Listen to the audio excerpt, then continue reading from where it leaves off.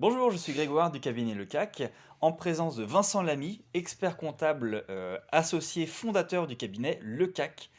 Et nous allons parler du crédit d'impôt sur les spectacles vivants musicaux. Alors Vincent, si on devait parler du crédit d'impôt spectacle vivant musical à nos clients, qu'est-ce qu'on pourrait dire? Eh ben, on pourrait dire que c'est un dispositif qui existe donc depuis 2016 où toute structure, que ce soit une association ou une société, peut bénéficier d'un crédit d'impôt sur les dépenses qu'elle va réaliser sur son spectacle. Très bien. Et comment ça fonctionne? Quelles sont les étapes? Alors il y a plusieurs étapes. La première étape, la plus importante, c'est déjà de déposer un agrément provisoire auprès du CNM, du Centre national de la musique, pour savoir si son spectacle est éligible au crédit d'impôt ou non. Et alors justement, quelles sont les représentations musicales qui rentrent dans le champ de ce crédit d'impôt ou non? C'est assez précis. Il y a les concerts de musique actuelle, les comédies musicales, les concerts lyriques et vocaux, de musique de chambre aussi, et les spectacles d'humour. Et qui peut demander cet agrément provisoire? Eh bien, toute structure qui va avoir la responsabilité du plateau artistique, donc elle va devoir salarier les artistes.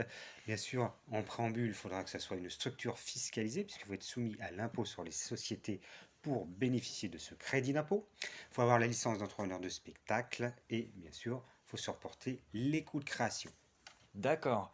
Donc ça veut dire qu'un artiste qui est en BNC, par exemple, à l'impôt sur le revenu, ne peut pas bénéficier de ce crédit d'impôt. Eh bien non, voilà, quelle que soit la structure, il faut qu'elle soit soumise à l'impôt sur les bénéfices. Très bien. Et combien de temps dure ce crédit d'impôt?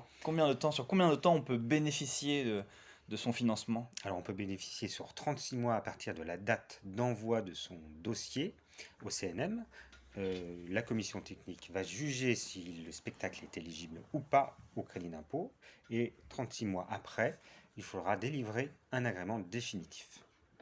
Et quelles sont les conditions pour pouvoir bénéficier de ce crédit d'impôt? Eh bien, il va falloir que 50% des dépenses soient faites en France ou dans un pays de l'Union européenne ou de l'espace économique européen. Et bien sûr, il va falloir avoir, pour ce spectacle-là, où on demande l'agrément, faire 4 représentations dans 3 lieux différents sur cette durée de 36 mois. D'accord, donc nous avons des dépenses de création, d'exploitation et de numérisation éventuellement sur un spectacle.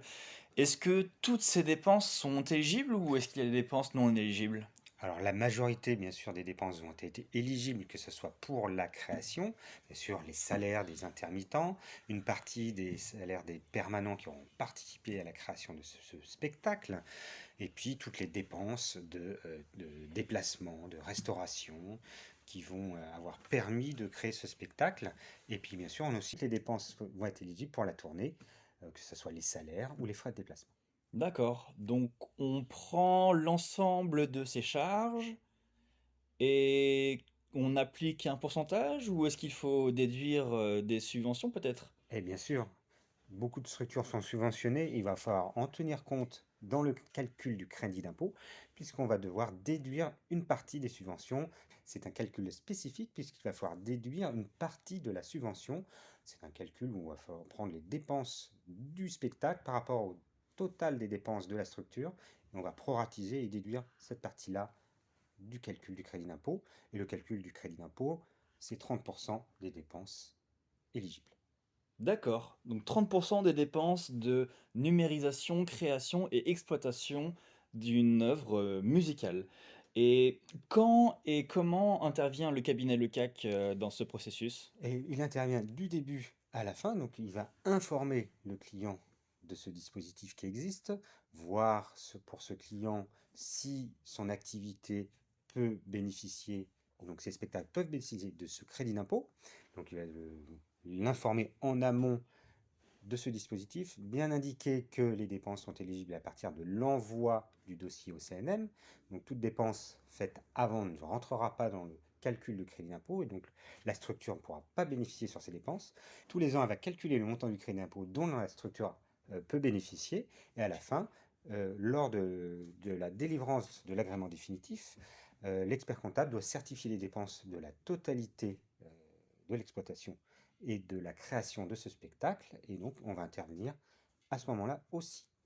Donc si je résume, nos clients vont devoir déposer une demande d'agrément provisoire auprès du CNM, engager des dépenses de création, d'exploitation et de numérisation d'un spectacle, transmettre toutes les factures sans en oublier aucune au cabinet Le CAC, qui pourra calculer le crédit d'impôt et demander le remboursement auprès des impôts. Tout à fait. Donc, c'est très important. Nous vérifions l'ensemble des dépenses. Donc, il faut communiquer l'ensemble des justificatifs pour voir s'ils sont éligibles ou pas. Et nous ferons les calculs et les demandes de remboursement auprès des impôts. Bon, eh bien, merci Vincent, tout cela semble plus clair. Nous pouvons maintenant inviter les clients du cabinet à se rapprocher de leur comptable référent pour plus d'informations si besoin. Eh bien, merci Grégoire. Merci Vincent. Au revoir. Au revoir.